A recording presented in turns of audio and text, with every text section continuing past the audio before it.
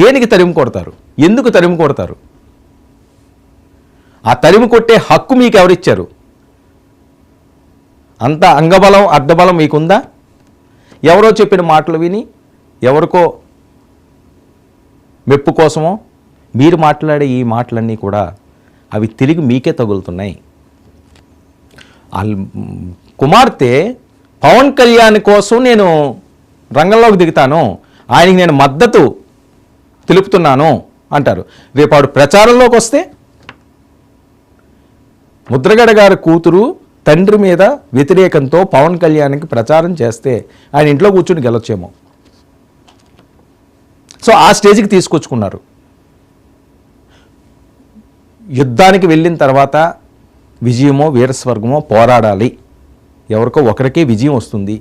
అది ఆట అయినా వేరే అంశమైనా ఏదైనా విజేతలు ఎవరో ఒకలే ఉంటారు. వంగ గీత గారన్నా గెలొచ్చు, పవన్ కళ్యాణ్ గారన్నా గెలొచ్చు, లేకపోతే ఇంకా ఎవరైనా ప్రజలు ఏమైనా ఆదరించి వినూత్నంగా తీర్పు ఇవ్వాలనుకుంటే ఆ కాంగ్రెస్ పార్టీ వాళ్ళు లేకపోతే ఇంకో పార్టీ వాళ్ళు కూడా గెలొచ్చు. అందులో ఎటువంటి విభేదాలు లేవు. అదేం తప్పేం కాదు. ఓటర్లు ఇష్టం, మీ ఇష్టం కాదు, పవన్ కళ్యాణ్ గారి ఇష్టం కాదు, వంగ గీత గారి ఇష్టం కాదు, జగన్మోహన్ రెడ్డి గారి ఇష్టం కూడా కాదు. మీ ఇష్టాలకు అనుగుణంగా ఓటర్లు ఉండరు. ఇది జగమెరిగిన సత్యం, చరిత్ర చెప్తున్న నిజాలు ఇవి. సో మీ అభిమతాలు మీకు ఉండొచ్చు, మీ ఆప్యాయతలు మీకు ఉండొచ్చు, మీ అనురాగాలు మీకు ఉండొచ్చు, మీరు ప్రచారాలు చేయొచ్చు, మీరు పోరాటాలు చేయొచ్చు, తప్పులేదు, ఎవరు విభేదించరు. అది మీ ఇష్టం. మీ మనస్సాక్షికి నచ్చినట్టుగా మీరు ఉండండి, తప్పులేదు.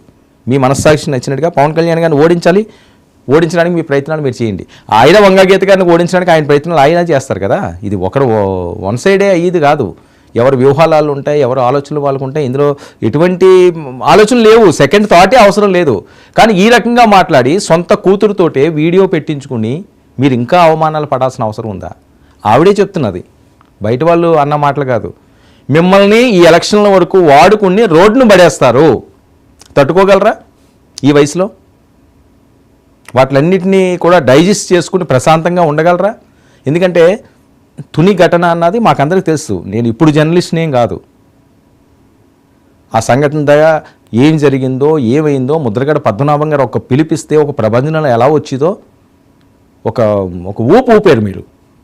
ముద్రగడ అనే మాట ఒక వైబ్రేషన్లో ఉండేది కాపు సామాజిక వర్గానికి. ఎక్కడెక్కడ వాళ్ళు మీ పిలుపుకి తరలి వచ్చారు. కానీ ఈరోజు ఆ పరిస్థితి ఏంటి? వాళ్ళందరే మిమ్మల్ని తిరిగి తిడుతున్నారు, అనరాని మాటలు అంటున్నారు.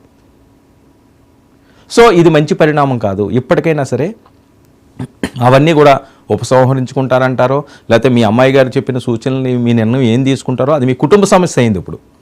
ఇప్పటి వరకు కూడా అది వేరే వాళ్ళు అంశమైంది, రాజకీయపరమైన అంశమైంది. కానీ ఇప్పుడు కుటుంబ సమస్యగా అది మారనుంది. సొంత కూతురే మిమ్మల్ని విభేదిస్తున్నారు అంటే మీ పరిస్థితి చూడండి. ఆవిడకి ఎవరో చెప్పి మాట్లాడించలేదే. పవన్ కళ్యాణ్ గారు ఏమైనా ఆవిడకి చెప్పి అమ్మ మీ నాన్నగారు ఇలాగ అంటున్నారు, మీరు కొద్దిగా నాకు వీడియో రిలీజ్ చేయండి అని చెప్పలేదే. జనసైనికులు చెప్పుంటారే, చంద్రబాబు నాయుడు గారు చెప్పుంటారే. ఆవిడ మనసులో ఉన్న ఆవేదన, ఆవిడ వాస్తవాలు గ్రహించారు. ఆ మాటల్లో తెలుస్తుంది కదా, ఆవిడ వాస్తవాలు గ్రహించారు. జరుగుతున్న అంశాలన్నింటినీ కూడా మనసు విప్పి మాట్లాడాలనుకున్నారు. తండ్రి పెద్ద వయస్సుడైనా ఆయనకి హితబోధ చేయాలనుకుంటున్నారు.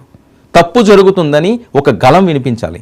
ఆ తప్పు ఇది అని చెప్పే ప్రయత్నమే ఆవిడ చేశారు. మరొకసారి విందాం ఆ వాయిస్, ఎందుకంటే చాలా వైరల్ అవుతున్న వాయిస్. మరొకసారి ప్లే చేయండి. నేను క్రాంతి బార్లపూడి, ముద్రగడ పద్మనాభం గారి అమ్మాయిని. పిఠాపురంలో పవన్ కళ్యాణ్ గారిని ఓడించడానికి వైసీపీ నాయకులు ఎన్ని చేయాలో అని చేస్తున్నారు. ముఖ్యంగా నిన్న మా నాన్నగారు ఒక బాధాకరమైన ఛాలెంజ్ చేశారు.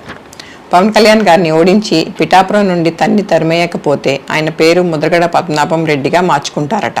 ఈ కాన్సెప్ట్ ఏంటో నాకు అసలు అర్థం కాలేదు. ఆయన ప్రకటన ముద్రగడ అభిమానులకు సైతం నచ్చలేదు. వంగా గీత గారిని గెలిపించడానికి కష్టపడవచ్చు, కానీ పవన్ కళ్యాణ్ గారిని మరియు ఆయన అభిమానుల్ని కించపరిచేలా కామెంట్స్ ఉండకూడదు.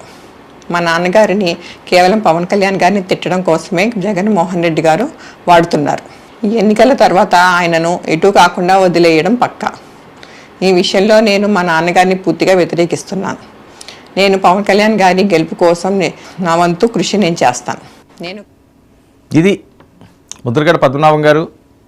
ఒకసారి మీ కుమార్తె మీ గారాల పట్టి మాట్లాడిన మాటలు ఒకసారి మీరు కూడా పునర్పరిశీలన చేసుకోండి.